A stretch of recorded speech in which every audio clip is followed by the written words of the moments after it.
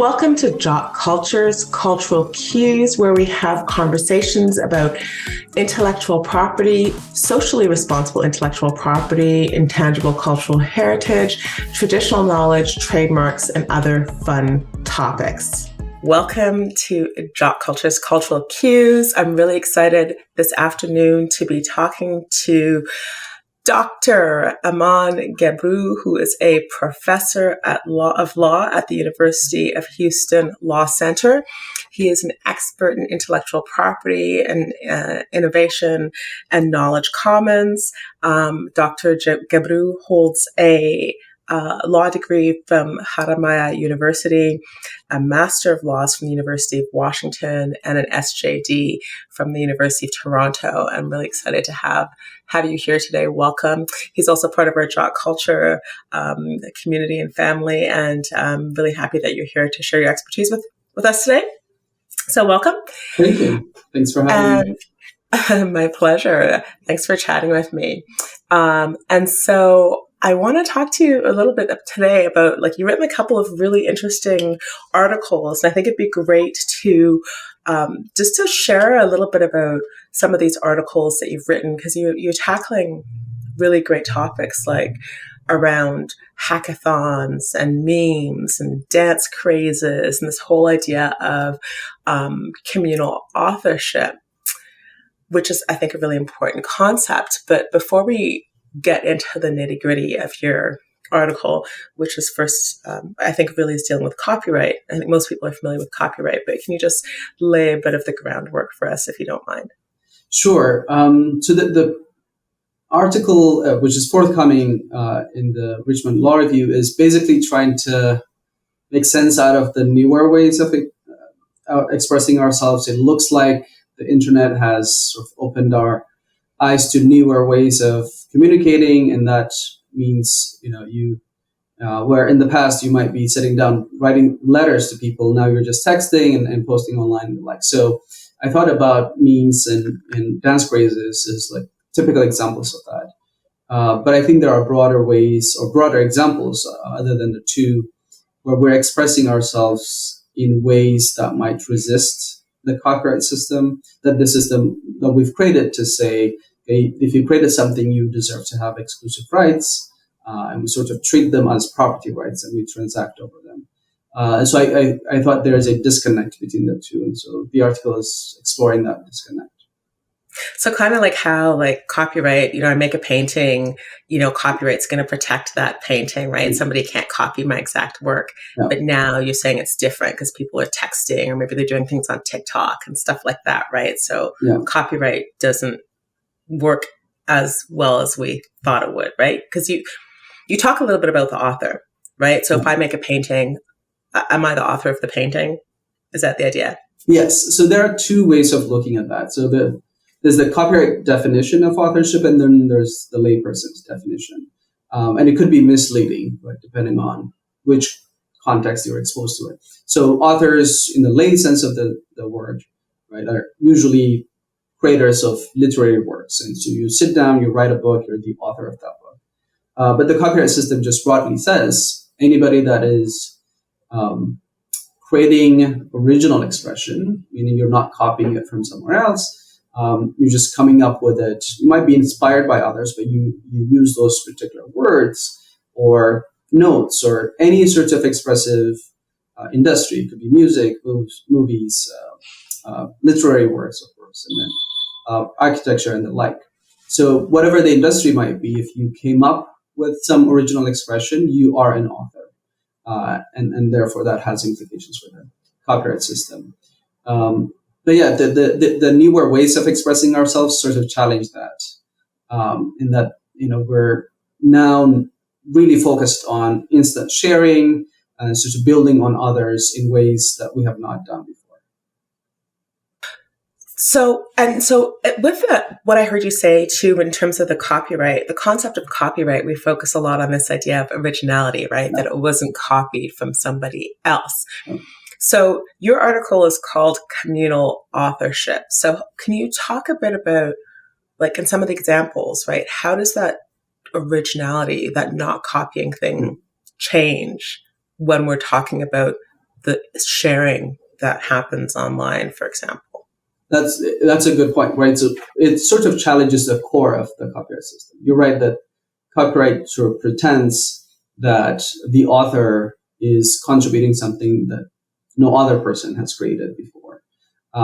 Even then, right, we had those sort of uncomfortable understanding of that concept. We sort of came up with a workable definition and used it in the copyright system. But the newer way of expressing ourselves online, social media, AI now is the next frontier.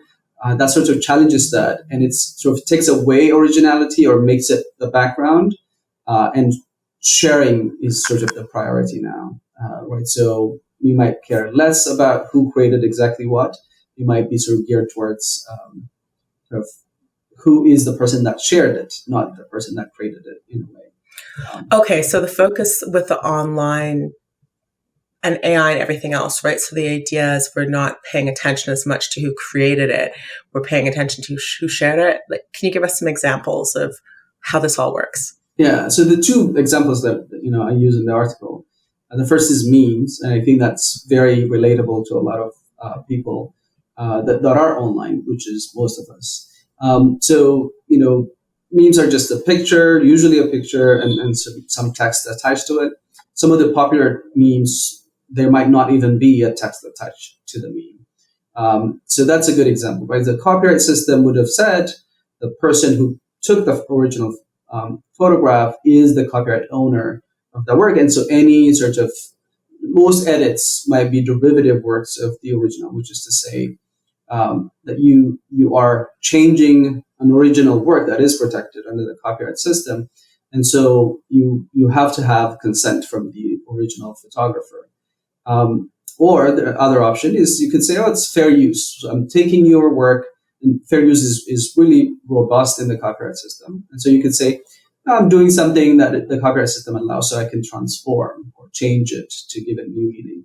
But those two concepts, derivative works and fair use, these are concepts that were created at a time where the printing press was the cutting edge technology, right? And applying them in this fast-paced internet social media world, I think it creates a poor fit for the newer ways of expressing ourselves. So it's similar in the dance craze example, but I think memes are the most relatable. So with the meme, right? So I take a picture. Somebody takes my picture, does something with it. It's usually funny. Yeah, humorous. Yeah, that's supposed. It's so humorous. Yeah. And then it becomes a meme because, do you have to actually make it into something different, or can you just use my same exact picture and that becomes a meme? So, because you talked about transforming, but is it changing it? Is it changed? Yeah, you almost always have to change it, right? And that's the other part too. So you do have to change it, but how you change it just matters based on the context. So the most common way of changing it is you just attach text, really short text usually, and that transforms the context of the picture from the original context to a completely different one. And we've seen such significant transformation of the word. That's a sort of a technical word in the copyright sense, but I'm using it in the lay sense of the word here. That you completely change the messaging by adding a word or two, and not really doing anything other than that, right? So in the way that the copyright system might expect transformation, you might be doing less than transformative expression, but it changes the context. In others, you're not even adding text. You're just taking the most iconic parts of the meme and placing it somewhere else. And so that act of placing it in different context sends the message that people want. So I take a picture of, I don't know, like cute baby or whatever. Yeah.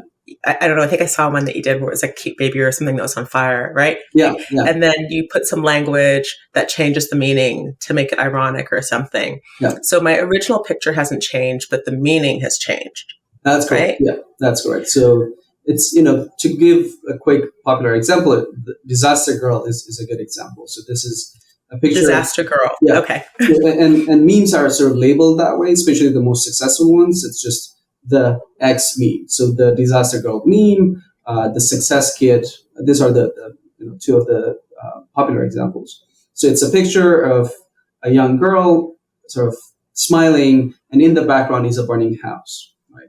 So in the context, she's just smiling because her dad sort of is taking a picture, and the burning house is just a fire department is just practicing, sort of taking out fires. But people took that expression and would, for example, attach text to say, my neighbors were listening to Justin Bieber, and it would say used to, right? So the messaging is completely different. She's now responsible for the fire.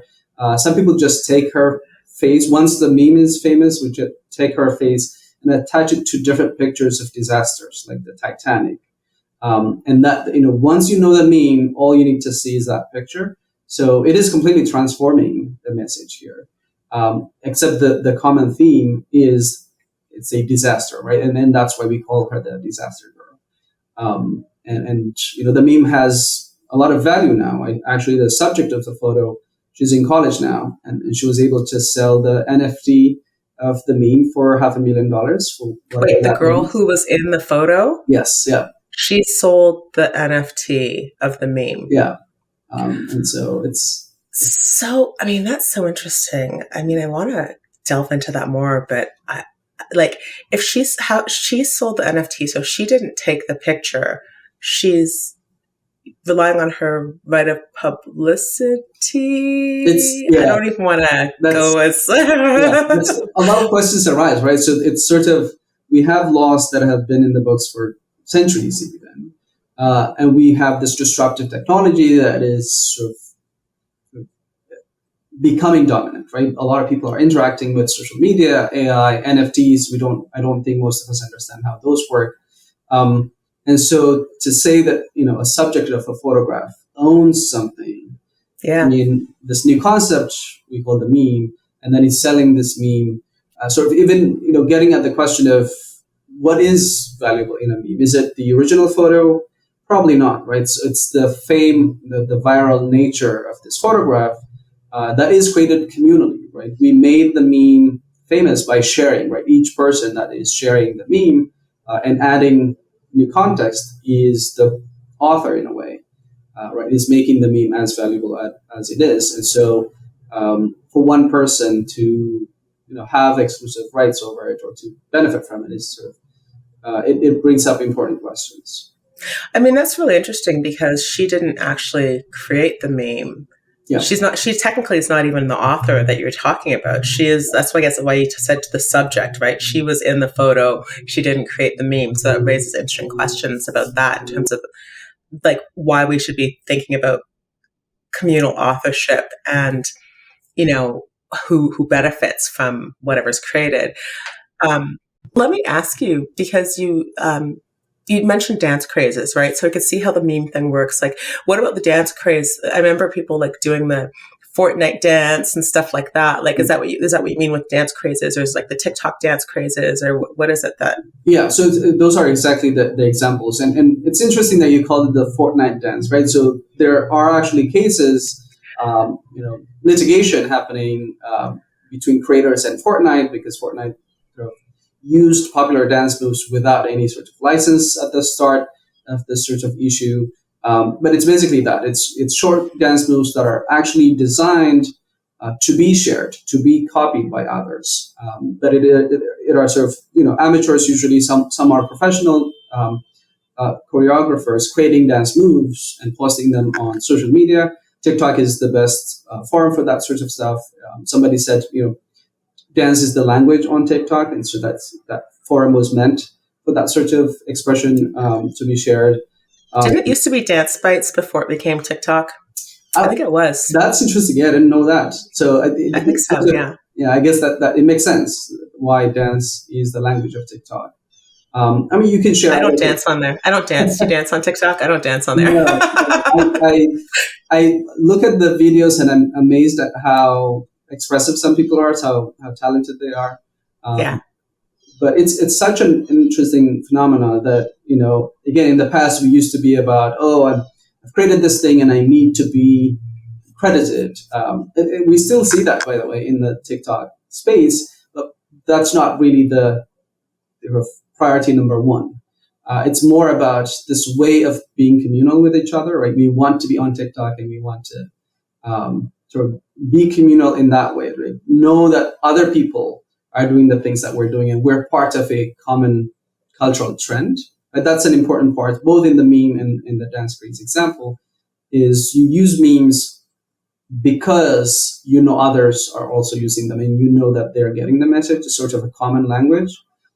So I think that's an important theme or thread that goes through.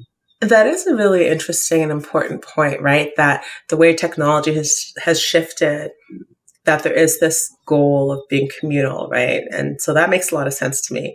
But I think you also talked about a couple of examples in your article where people felt that they were being ripped off somehow. Oh, yeah. So how does that fit in with this idea of we're sharing? Yeah, so I think we're creating new culture. And so whenever something evolves or new things come up, new platforms, I think that's the tension that we're seeing. And so norms are being created. So yes, it's TikTok, it's Instagram or other social media where you're sharing your expression, but your expectation is that you get credit for it, right? So some of the most known dance competition videos, the Renegade being a good example here. The person, she's a 14-year-old girl from Georgia, and she created it and shared it and became so famous. And she actually shared it on Instagram that it became super popular on TikTok. And her dance. Yes, the dance became popular. Yeah, on TikTok. A lot of people were doing it. Now, her intention is for people to do it. She was actually excited that it became very famous. And she's also an amateur choreographer who wants to go into the professional world. And she, I think, was going to school for it. And so when the most popular TikToker copied her dance move and shared it, I think she had over 100 million followers there, and become really famous, right? So the person who made it popular benefited, right? Got fame, got sponsorship actually, and sort of money flowed downstream, right? Later in that process, the famous person that made the dance move famous benefited, whereas the person who created it actually wasn't even recognized. So she had to go. She actually created a TikTok account and started telling people, "Oh, I'm glad you're doing my dance, but I'm the one who created it. Can you tag me?" And nobody sort of recognized her. And it took a New York Times investigative report to say that's the person who created the Renegade, apparently the most popular dance move. And so she deserved to get credit. And so it's only after the New York Times article that people actually recognized her. She started getting sponsorship and recognition on TikTok. But it not everyone gets that exposure. And so you can imagine, the thousands, probably millions of people that are creating without attribution. So it brings out this challenge between you want your dance move to be copied, but you also want to get some credit. Yeah, no, this is a really interesting point, right? So they want the dance move to be shared, but they want to get credit. And so it makes me think that there's a sort of issue of whether there's power imbalance. And it makes me think a little bit of the concept of reverse confusion in trademark law, where somebody who's the big company copies what the little company is doing, and then everybody thinks it's the big company's, sort of brand, as opposed to them having copied some little company that people didn't know. So the guy on TikTok or the woman on TikTok who has a lot of followers and they do the dance, everyone thinks it's their dance, and really somebody else came up with it, which kind of gets me to the why do we care about communal authorship? I think you've touched on it a little bit. You said there's issues of sponsorship and issues of crediting who came up with, if it's a dance, who came up with the dance. The memes seems a little bit different, but can you talk a little bit about why we care about communal authorship before we get into the what's wrong with the law? Yeah, that's an important point. So I see 2 points. So the first is it looks like this communal way of expressing ourselves is going to be dominant going forward. Right? So the technology, you can start from the internet itself, then social media, then AI. All of this disruptive technologies are changing culture in a way where they're changing the way we express ourselves and what we expect to happen to those expressive contests. So that's issue number one. Number two is looking at the legal framework that is currently in existence in sort of managing, governing culture in a way, or expression in general. It was designed with the sole author, individual author in mind. So that's why it's important, right? So we should care about communal authorship, because it looks like the legal system we have is outdated and the expressive way, or the way we express ourselves, is changing. And so that mismatches, I think, why we should care about creative authorship. And particularly because I think it is a nice way to work with each other, right? So that we talk about polarization and a lot of different things that come out of the internet. But the positive side of it is it's our way to be communal in the virtual space. And to the extent that the legal system doesn't stand in the way or might even encourage that sort of expression to take place, it should, right? So I think that's why we should be sort of concerned and maybe excited about solving this sort of legal question. Do you think that there are inequities that come up in communal authorship that the law needs to think about? Definitely. I feel like we, even before we get to the internet, we've had inequities in general life, but in the legal system, right? The legal system, since its origin, right? It's been designed to exclude people, and the more powerful you are, the more mainstream you are, you benefit from the legal system, and it excludes minorities. And so the intellectual property system is no exception, right? It has benefited the haves to the detriment of the have-nots. So even in this space, knowing what we know about the origins of the legal system in general, but intellectual property laws in particular, we should be very conscious about what we're doing in this new space. And so, interestingly, especially with the dance Craze example, we've seen BIPOC creators not getting credit and being very discouraged, and sort of the creators that are the celebrities, right? The platforms sort of encourage mainstream personalities to gain more fame. And so the more minority you are, you're excluded from the system. TikTok, for example, had a feature of the platform that encourages famous people or enables famous TikTokers to get more followers as opposed to sort of newcomers. And so they've changed that, I think, in reaction to the dance Craze claim. But yeah, so we need to be aware of systems that are designed to exclude sort of the powerless and sort of encourage the already powerful. And that's, might be about the technology, might be the legal system, or the norms that we create. So we need to be conscious of that. And so, this is interesting, like TikTok. I know TikTok has at different times, different communities that get a bit critical of what's going on there. But a lot is going on there. So for sure, we need to pay attention to what's happening on TikTok and this whole sharing culture. So what do you say if someone says, we don't need to worry about communal authorship, just let people share and, just let people share and let's just move on. Why are we even talking about copyright? Yeah, that's a good question. And I think the same was said about the internet, right? So the big selling factor for the internet was it will open the gates of knowledge and everybody will gain access. But we've learned that that's not what happened, right?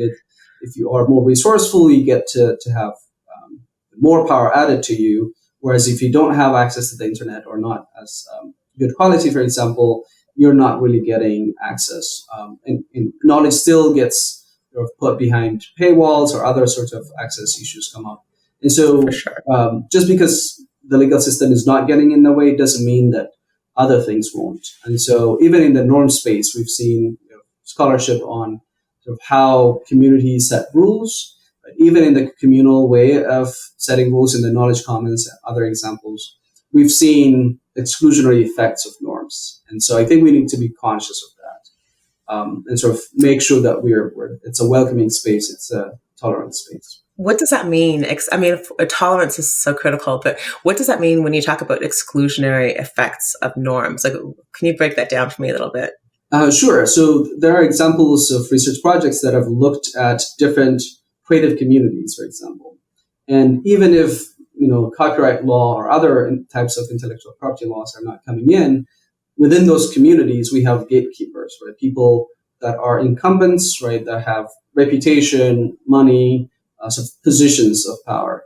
So even in the communal spaces, they could, because of the biases that they might have, or sort of path dependency, or so many other things like that, they might exclude disruptors or newcomers and maintain the mainstream sort of method of expression or content expression.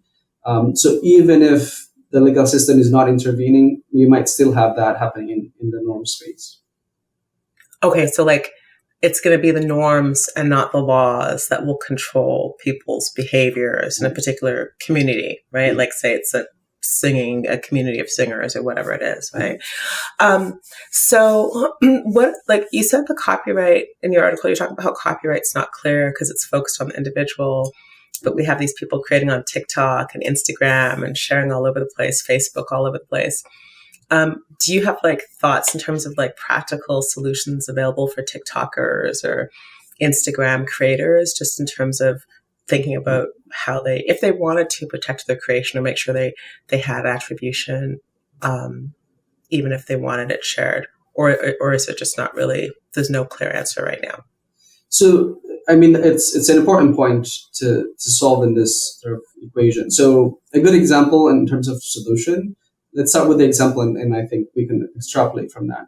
So when the dance craze sort of claims came up, creators saying, "Oh, this famous person stole my dance move," there was a lot of conversation, even in the comments section, of people saying, "Oh, do you actually own it? Do you deserve to get credit?" Others saying, "Yes, plagiarism, all of that." And so what came up sort of from that conversation is a system of tagging. So you just tag the person that originally shared it, or at least the person that you got it from, and add the words DC for dance credit. So you say at X account, dance credit, and people sort of use that as a solution. You don't even need this sophisticated copyright system to come in. And because, again, this is a fast-paced internet social media world, all people needed was that. And so once you tag someone and say dance credit so-and-so, people can then follow that account and get to the original expression. And there's a lot of value in that, actually. It's one of the features of social media is getting at the picture or video that started it all is an interesting sort of hunting experience in a way in this virtual space. So using that example, I think we can, in different spaces, in different examples, memes, dance crazes, or others, it should be about norm creation from grassroots, right? What does that creative community need? If they're not asking for a sophisticated exclusionary property interest, but just, they're asking for attribution, and that could be done in the simple way, that should be the way. The other example that I'm using this article is traditional cultural expressions, where indigenous people, local communities, their symbols and expressions are used. In that sense, the demand there is for a sort of a tiered or multi-level sort of system. And so in that space, it should be different from the TikTok space, where personal use might be okay, research use might have some limitation, and maybe limitation dealing with consent, for example, versus corporate use or for-profit use might face a higher level of limitation, where you might need to share benefits with the community, ask for consent and the like. So it has to be grassroots. It has to depend on the case, the specific case. No, that's great. And I'm glad that you brought it to the traditional cultural expressions in Indigenous communities, because I was thinking, okay, so we've talked about these examples. You have traditional cultural expressions. What's the connection between cultural appropriation, and especially in the fashion area, which I know you wrote a great piece about Indigenous fashions and cultural appropriation, and piracy, the piracy paradox. But I think you made a really important point here about it being tailored to the specific situation and what different communities want. And we know that in the international intellectual property space, one of the critiques has always been, we can't have a one size fits all across the board. And this is really a perfect example of like how you've made these great connections between hackathons and memes and dance crazes and traditional cultural expressions. But the solution isn't a one size fits all solution. because every community, the different communities might have different norms, right? But we know that isn't isn't keeping up right now, basically, if I understand your argument correctly. That's correct. Yeah, I mean, there's a great book about. I think the title is "The Copyright Thing Doesn't Work Here," right? So there are spaces in which different types of expressions are not meant to be governed by the copyright system, and the traditional cultural expression context is a good one. And the system was not designed with indigenous peoples in mind, local communities in mind, and so it's no surprise that the system doesn't work for them. But because that system has become the more dominant, the only system in which our culture is governed, it's sort of when it comes in contact with that type of expression, we see these points of conflict. And so instead of just saying, too bad, that's how the way things are, I think we need to be thinking about what about the communities that were not in mind when the copyright system was designed? What happens to their interests and expectations? And you're right that there are various sort of domestic and international attempts at creating, some people call it sui generis system, where it's designed to address that specific area. Others would say we still need to use the intellectual property system, which I agree with, right? To the extent that it works, it needs to be used, but the majority of the demands and expectations are not to be governed under the laws that we have. And so you're right. So we need to, I think the focus needs to be on sort of almost a custom-made approach. What does that community need? What does this creative industry need? And so be it communities traditional in the relative sense or modern in the sort of AI tech new sort of platform space, I think focus should be sort of on the people and the creative people and what they need from any intervention. If they need intervention, some communities might actually resist any sort of intervention. They might just want to have their customary laws recognized, and that's all they need. So the sort of examples seem sort of detached in a way, but they're at a higher level. There's something that connects them all, which is sort of this focus to norms, focus to sort of customary ways of being together and sort of rules, the community rules of being together. I think it's a really important project, and I'm really glad that you've written this paper. It was a pleasure to read it. And, even as I'm talking to you and you were talking about norms, and I was thinking about, there's a lot of times you can use free music on social media and people just want attribution, or the photograph and they want attribution.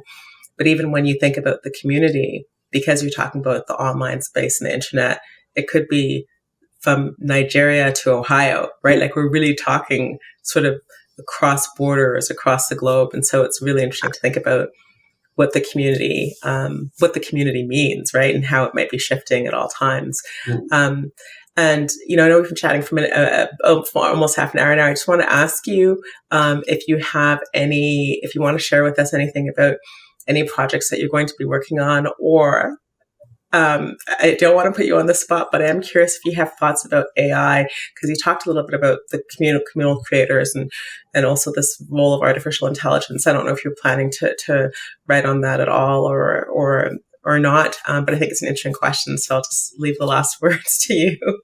Thank you. Yeah, so it's an exciting time to be alive, and that exciting disruptive things are happening. So I'm not thinking of writing particularly on artificial intelligence. I think others are doing a great job at that.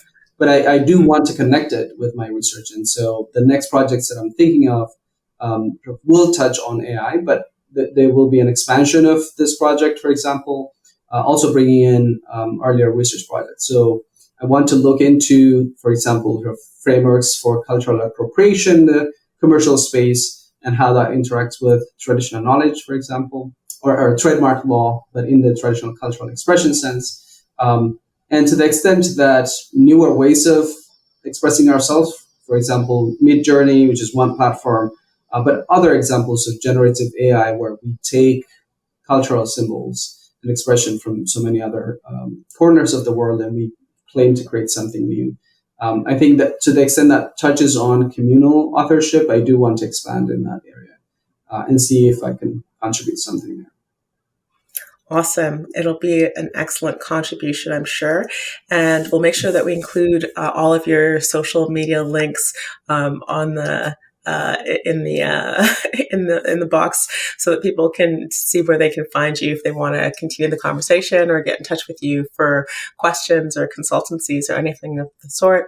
So thank you so much. We've been chatting with Professor Aman Gebru, who's currently at the University of Houston Law Center. It's been an absolute pleasure. Thank you so much for your time. Thank you, Jan. It's been fun.